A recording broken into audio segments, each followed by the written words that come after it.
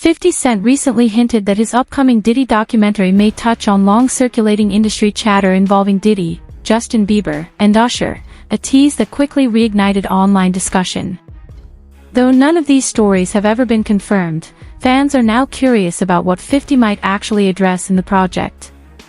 With interest rising, the industry is watching to see whether he acknowledges any of the long-whispered narratives tied to these artists. Speaking of, in particular, Netflix docuseries that you've been working on, Diddy Do It. Right. You've been saying for years that you feel you knew Diddy's character. Right.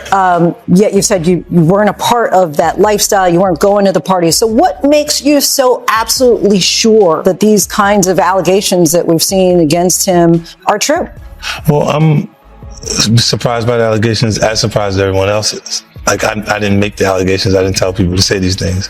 It comes out, I see it in the news like everyone else. But I did feel uncomfortable with the way he would present the idea of going to these projects. To come party with me. Yeah. And then that swayed me away from it.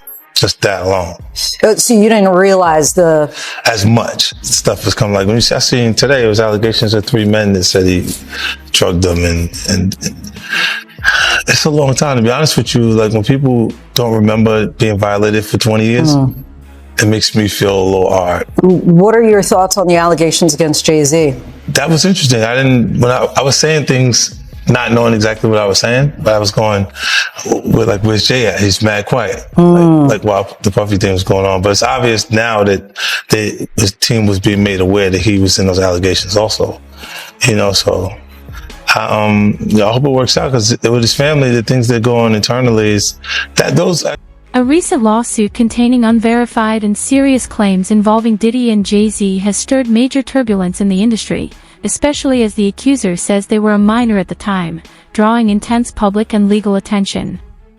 Both artists are reportedly preparing to challenge the case, while media conversations continue to build. Against this backdrop, 50 Cent has spoken about his upcoming documentary, hinting that it may address long-running discussions and unproven industry chatter. His direct public comments have only heightened speculation about what the project might ultimately reveal. And you don't throw out allegations, but like you kind of poke fun at them. You just ask questions. You're not worried that it comes back your way? Like people dig up your past and try to pull stuff up? I don't got that shit in my past. I'm not. Everybody got a little bit. Look, like, I took a pill, but it was for me to perform better. For her to remember, buddy. I didn't fucking give her a drink so she forget what the fuck happened. What the fuck is going on here, bro? Yes, I took the drink. I gave me the fucking drug to perform. So she can remember and possibly love me for that. Did it work? What the fuck? Yo, bro, look, I'm doing pretty good. You know what I mean? Like, but I'm just saying, this is the opposite of normal shit that we're talking about, bro. That is why. I don't know why it's so hard for people so just for to people to feel like you would have something, or you would have reserved energy because you feel like you was doing it too. This is people that are looking on separation between their hardships or their the things that they got going on that would be issues, and what a celebrity's issues would be. Wait, what is that? They think all celebrities are doing the same thing. Yeah. Right, and when you see, if I wasn't saying anything, guess what? You could safely say that a person on the outskirts that is not involved in hip-hop culture could think that everybody in hip-hop culture is with that shit. According to 50 Cent, he and Netflix are building a documentary slated for early 2025, but progress has been slow because new, unverified allegations involving Diddy keep surfacing. In a recent interview, 50 explained that the constant flow of claims has complicated the process, turning the project into something that keeps growing in every direction, like an octopus, as he described it, with new angles and storylines emerging almost daily. Jay-Z and Diddy and a teenager, 13-year-old teenager. Right. And we were speaking about just the statement. Right. The statement, you were saying you felt like that was calculated. That was, the statement is something you can tell it's written by a lawyer. Because there's a point where it kind of gets aggressive. He says, like, you're going to find out, like how I'll handle this. Like, and that's an attorney want to be combative with another attorney. That's not like your publicist wouldn't say those things. This is on your. Put that out. Yeah, this is on. 50? Yeah, it says, I don't know what's going on, but are we still going to have the Super Bowl? I'm just asking for a friend. Yeah, I'm asking for Kendrick. You know, I'm just trying to figure out if we're still doing everything the way. Because look, they will fall back, but they like the NFL, they won't necessarily be associated to that. Right. Why do you not insert yourself, but you're on top of every topic, right? Yeah. I'm just watching. I'm participating. I'm being part of culture. I'm just telling you my opinion. Right. Look, because you're part of the culture. Like I can't say anything now. I'm out of it. I'm like I'm going to Dre's studio and just sit with Dre a little. Right. And then, maybe I stay out of trouble. Nah. Some online conversations and conspiracy-style rumors have attempted to link major figures like Beyonce, Diddy, Jay-Z, Usher, and others, along with already convicted individuals such as R. Kelly and Danny Masterson. But none of these claims are proven or supported by credible evidence. Many of these stories, including those involving Usher and Justin Bieber, stem from unverified online chatter rather than confirmed events. Much of the speculation comes from old anecdotes and industry connections that have been exaggerated over time, making these narratives internet theories, not established facts. The victim, they not seeing that boy that got rushed to the hospital. They're not seeing what the intentions was in his heart when he took Justin Bieber there. Oh. Let's be honest. He took Justin Bieber there. Diddy had been trying to get to Bieber for a minute. And his management was backing him off. But it wasn't until Usher took over management and had guardianship and gave temporary guardianship to the diddler for 48 hours. Think about that. He had already been to the hospital. That situation that Gene was talking about. And you still took Bieber there. But you got custody of him first. Diddy had already tried. They wouldn't let him. Actually, someone made reference to the fact that Diddy trying to get at Bieber the way he was trying to get at Bieber was looking a little predatory. And then Usher came in and discovered it and managed him and got custody of him and promised to look after him. And then he sent him to the diddler. Does that sound like a good guy? It's horrible. Does that sound like a good guy? Now that we know what Diddy's really like, what kind of fucking asshole do you gotta be to take another boy, another talented boy, and put him in your place so it ain't gotta be you no more? Because that's what pedophiles do. They get victims, and then once they get to a certain age and they get too old for them to enjoy them, they send them out to go get other young kids. Now, if Usher is a procurer, and if Usher knew what was going to happen to any of those young children that he took to the Flavor Freak off, is he a good guy? Especially considering what happened to him, especially considering that he sat Howard Stern, and Howard Stern said, would you send your kids to Puffy's Flavor Camp? And his immediate response was, hell no! So it's good enough for everybody else's kids, but it's not good enough for yours. We become friends in a strange way, you know. Like Robin Big. Yeah, it's like exactly. I'm begging you, Robin. Yeah. No, I mean, to a lot of us, he's like a little brother. You know what I'm saying? He's not afraid to call and ask for advice. He's somebody that, in the industry-wise, the record industry is a strong family, and he's somebody that, you know, we definitely have our arms around, and we want to protect him because he's such genuinely a nice person. Besides his talent, you know what I'm saying? He's one of the greatest kids that you could ever know. Justin, you.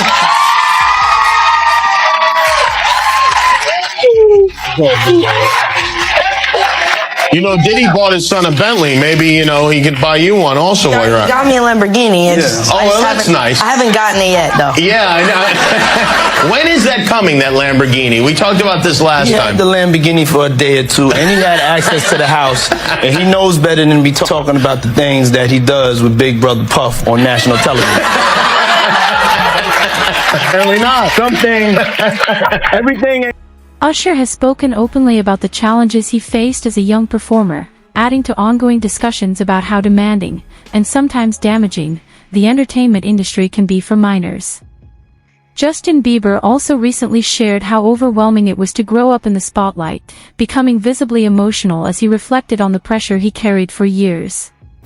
Together, their stories have renewed public concern about the treatment of young artists and strengthened long-standing calls for better protections, clearer boundaries, and greater accountability across the entertainment industry. That I was just, living in this shame, living in all this sort of stuff of my past, and I wasn't able to move on. Do you think the person that the you of then was on a path of self-destruction? Oh, for sure. Yeah, I would have, for sure, 100%. Yeah.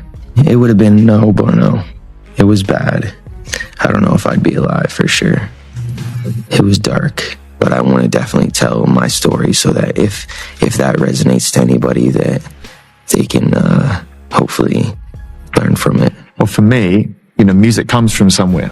Right. Maybe it comes from this youthful naivety and this desire to escape something. And then you get out there in front of the world, and then it comes from a place of wanting more of it. Yeah. I mean, just think about how young I was and so impressionable. And you have everybody telling me how awesome I am at all times, you know, and like, I just want people to understand like the psychology behind why I potentially could have problems in my life. So yeah, thank you for being here and helping me tell that story. But yeah, just protecting those moments because people take for granted, encounters, and, I just want to protect her, you know?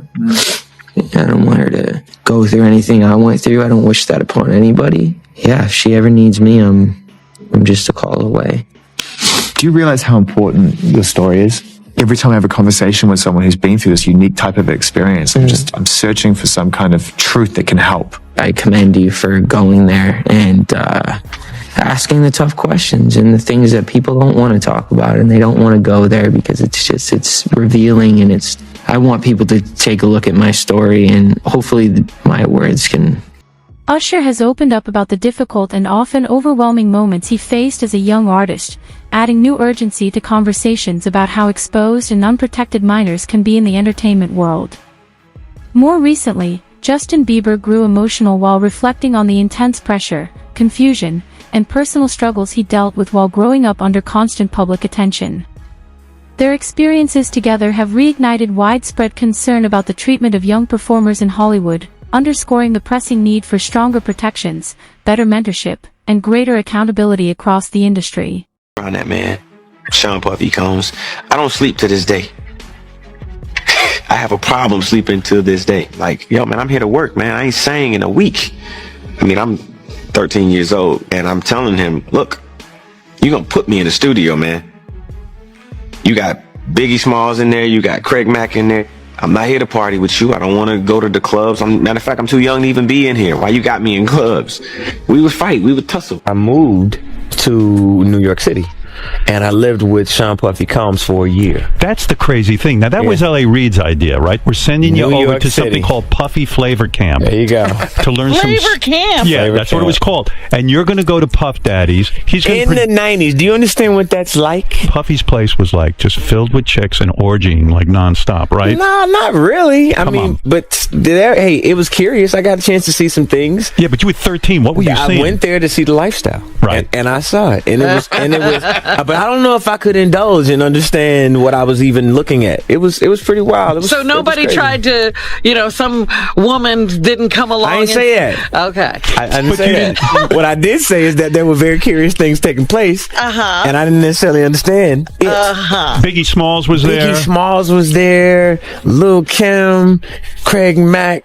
All these people are hanging around. Yeah, man. Faith Evans, Jodeci, Mary J. Blige. They ain't know nothing about this shit. Oh. I was having a good time. You know what I mean? Does he have you doing any chores? Are you doing dishes at all? I mean, to keep you humble somewhat? Or are you just like, can you stay up till 4 a.m. with them and party? I mean, I could. I actually stayed up longer than them. And do you have money? What's going on? I mean, I had like per diem. I had like, what like a living. life. Yeah, it's pretty crazy. 14 years old. You're a dad now. Would you ever send your kid to Puffy camp? Hell no. Former bodyguard Gene Deal has shared past accounts about the environment around Diddy during that era, saying the industry often circulated unverified rumors about major artists, including Usher. None of these claims have been supported by solid evidence, and Deal's own stories remain unconfirmed, adding to the long-running speculation surrounding high-profile entertainers. Still, these conversations continue to raise public concern about how young talent is treated in the industry, strengthening calls for better safeguards, transparency, and accountability across the board. What happened to Usher? I heard about some music executive from the industry back in Harlem. I heard it from some music executives back in Harlem. And I'm not going to speak on their name. They doing programs and everything like that, and they may be doing something. They may speak on it themselves. But I heard it from some music executives. What did you hear? Bro, you know how people be talking, and we was around some people, something like that, and then some people might say, yo, I don't F with that dude. And at the time, I didn't even know who the F Usher was. You know what I'm saying? It was one of those type of situations.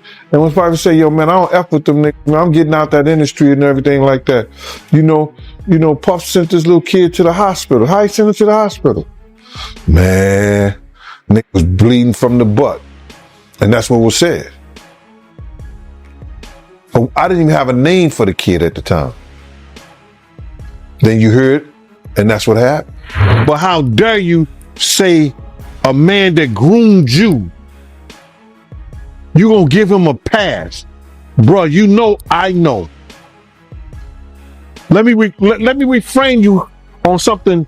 Remember Usher? We was at the Swiss Hotel. Puff had Kim in the room. Had one of Keith Sweat's baby mothers in the big room outside the master bedroom. He came outside in his robe. She gave him a fellatio right there. His back was turned to me. She gave him a fellatio. You knocked on the door. I came and opened the door for you. Puff went in the room. You came in the room and kissed that girl dead in her mouth. Now I'm telling that because you taking up for somebody that you know and a lot of more people know didn't do you right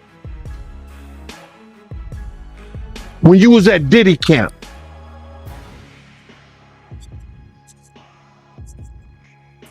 Y'all put it together. And what you mean by Diddy camp? Remember? He was on one of the talk shows. The white guy with the curly hair. What's his name? The white guy with the curly hair. And he said, yo, would you send your son to Diddy camp? And Usher said, no. Ask him why he won't send him to Diddy camp. But yet and still you praise him. Damn, man, and you said that, I know you can't go into detail, but you said that it was a situation where Diddy sent him to the hospital? Let Usher explain that to you. Let Usher mama explain that to you. And the hospital was in Scarsdale, New York. There has been widespread speculation and media chatter about Diddy and Usher's early interactions, often fueled by insider anecdotes and public appearances. Former associates have described the intense pressures and complicated dynamics young performers face when entering the spotlight. While no verified evidence supports any claims of wrongdoing, these conversations underscore long-standing concerns about mentorship, power dynamics, and the treatment of emerging talent, sparking calls for greater accountability, transparency, and safer environments for young artists navigating fame. Thank you. Come here. Don't sit on the bed at night. No homo. No, just don't get close to the bed. Don't get close. But it's just like, yo, we want to thank you for hosting the thing, man. It's been a pleasure. You didn't have to do it, and you did it. No, I definitely didn't have to do it. I definitely didn't have to. First and foremost, I'm not getting in the bed. Shout out to him and what he did. I'm just gonna, if we can, let's just put the camera a little this way, just so we're not. I don't want my shot to even I don't want it to come close to the bed at all. I should look like he fresh off a goddamn plane. I should Fresh off the guard stage. That's my brother right here from day one. We used to wake up and, pause, but like that's back in the days when he was like 10 and I was a little bit older, his older brother, we used to fight over the Frosted Flakes. You know what I'm saying? Before pause was invented. You know what I'm saying? But it's my brother for real. We used to actually wrestle off of the Frosted Flakes because he used to always get up early with me. Now he's one of the richest stars in the world. And what the fuck did Puff just say? Nobody's gonna acknowledge this but me. Puff just said we used to wrestle over the Frosted Flakes, and we're streaming live. That was stupid. Listen, that was stupid. Listen. There's been a surge of online speculation suggesting investigators might be reviewing materials linked to Diddy, with some former associates claiming public rumors barely scratched the surface of what they believe happened in the entertainment world. These discussions often involve high-profile figures from past decades, though none of the claims have been verified by authorities. What is clear is that the chatter has reignited concern over how young performers have historically been treated, prompting renewed calls for stricter oversight, stronger protections, and greater accountability. Many observers expect that any confirmed information will come through official channels rather than online speculation. Is walking around threatening other actors, people. Somebody got to get involved in it. If it ain't the state, let it be the feds. Somebody got to stop him. He lucky that God given him the opportunity to be stopped while he's alive, then have to go to hell and face that shit. He got a chance to repent now, change his life. You mentioned minors, and a lot of people have been trying to drag Justin Bieber into this situation because there's a lot of suspect looking videos with Diddy and Bieber in it, and they're making a lot of allegations. Mm-hmm. Same way they made allegations about Usher when Usher was younger. Do you think that there's any credibility to these allegations? When there's smoke, there's fire. Why would Diddy be tapping his kid in his chest to see if he wired? And asking him, are you wired? Why would he be confronting that kid? Why would Justin Bieber make a song about, what is it? I got smashed at a Diddy party or something like that? Why? There's reasons behind all this. So where there's smoke, there's fire, Cam. I wouldn't put it past him. Yeah, Justin, he's been real quiet about this. I think like a lot of the other celebrities. I was reading some, Cam, and the kids say after he went to Diddy camp, he started using drugs so heavy and was smashed every day.